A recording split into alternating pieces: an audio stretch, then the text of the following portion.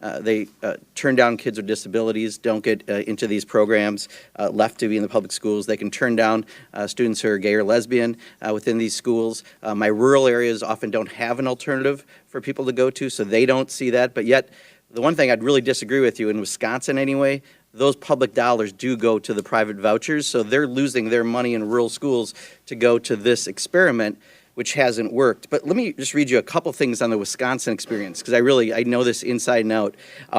National Public Radio did a story on the Milwaukee voucher program. Quote, over the years, much of the research found test scores flat, lower in some cases, or slightly improved in others. Milwaukee Journal Sentinel, quote, on average, students in Milwaukee's private school voucher program still performed lower than students in the city's traditional public school system.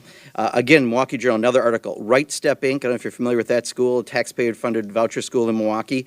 They're being sued by parents right now. Their reports indicate that only 7% of their students tested at English language proficiency and 0% in math. So this is our public dollars going to these schools. I just would ask you, would you send your kids to a school where they have 93% of the students aren't English proficient and 0% are math proficient?